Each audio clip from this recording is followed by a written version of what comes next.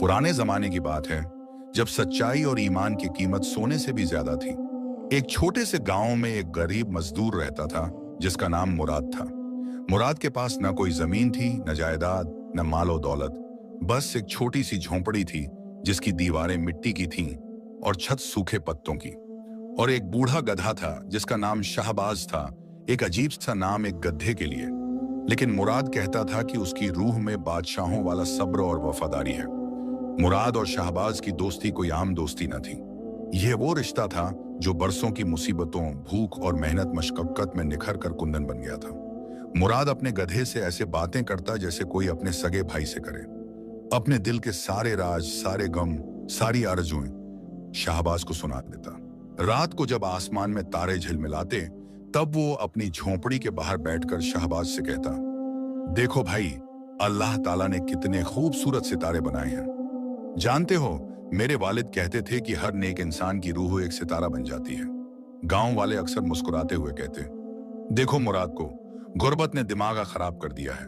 गधे से बातें कर रहा है जैसे वो कोई इंसान हो। कुछ लोग तो ताने भी मारते, अरे मुराद मियाँ, तुम्हारा ये दोस्त क्या तुम्हें जवाब भी देता है? लेकिन मुराद को इन बातों से कोई फर्क नहीं पड़ता था। उसकी दुनिया में शाहबाज ही उसका सब कुछ था, खानदान भी, दोस्त भी और दौलत भी। गांव का मुखिया जलालुद्दीन एक रहमदिल बुजुर्ग था। वो कभी कभी मुराद को काम दिलवा देता, कभी किसी के खेत में हल चलाने के लिए, कभी मालो असबाब ढोने के लिए। मुराद और शाहबाज मिलकर मेहनत करते और जो भी दो चार सिक्के मिलते, उससे सूखी रोटी और थोड़ा सा चारा खरीद लेते। एक खुशगवार बहार की सुबह, जब फजा में फूलों की महक तैर रही थी और परिंदे मीठे सुर में गा रहे थे, मुराद एक जमींदार के खेत में हल चला रहा था। जमींदार ने कहा था, मुराद, आज का काम पूरा कर लो तो शाम को तुम्हें आधा पैसा मिलेगा और कुछ दाल रोटी भी। मुराद खुशी से काम में लग गया था। शाहबाज आहिस्ता आहिस्ता हल खींच रहा था। उसकी सांसें थोड़ी भारी थीं, क्योंकि वो अब बूढ़ा हो चला था, लेकिन फिर भी वो अपने दोस्त के लिए मेहनत करता रहता था।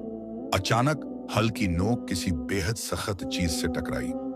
एक अजीब सी आवाज हुई, खनन। शाहबाज ने फौरन रुककर एक अजीब सी आवाज निकाली, आह, जैसे अपने मालिक को खबरदार कर रहा हो।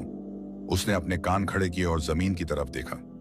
क्या हुआ शाहबाज, थक गए क्या? मुराद ने प्यार से पूछा। लेकिन शाहबाज ने फिर वही आवाज निकाली और अपने खोर से जमीन खोदी। मुराद को समझ आ गया कि कुछ गैर मामूली है।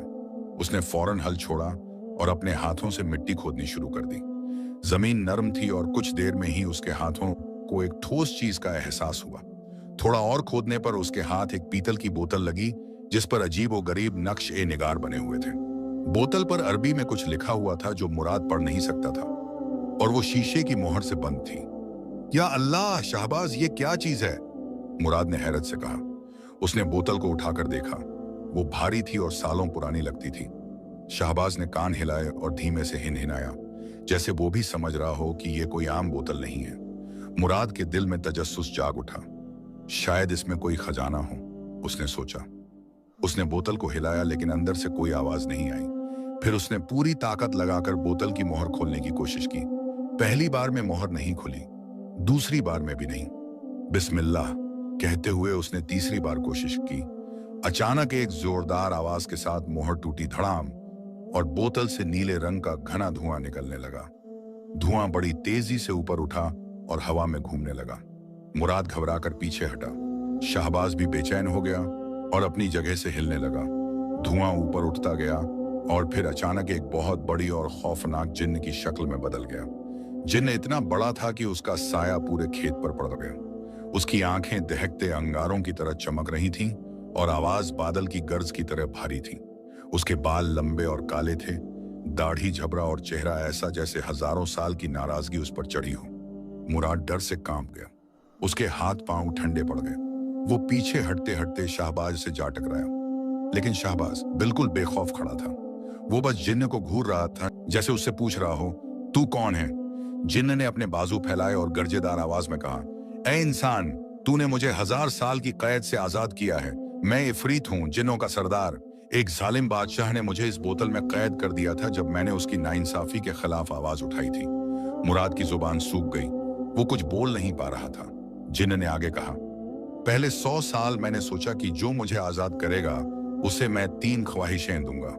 फिर अगले 100 साल मैंने सोचा कि उसे 2 ख्वाहिशें दूंगा, फिर 1, और अब मेरा दिल बहुत तंग हो चुका है। बदले में तेरी सिर्फ एक ख्वाहिश पूरी करूंगा, बस एक। मांग जो मांगना है, लेकिन सोच समझ कर मांगना। मुराद के दिल में हजारों ख्वाहिशें उठने लगी। एक महल, सोने का ढेर, जमीन जायदाद। लेकिन फिर उसकी नजर अपने फटे पुराने कुर्ते पर पड़ी। फिर अपने बूढ़े दोस्त शाहबाज की तरफ देखा, जो थका हारा खड़ा था, लेकिन जिसकी आंखों में अब भी वफादारी की चमक थी। नहीं, उसे न कोई महल चाहिए था, न हीरे जवाहरात।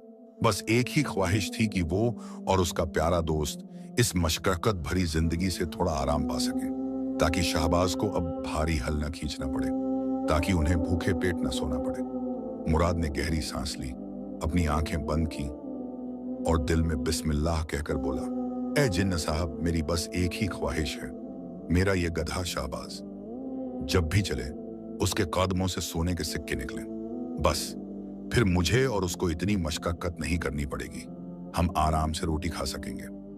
जिन्न ने एक परेशान करने वाली मुस्कुराहट के साथ मुराद को देखा।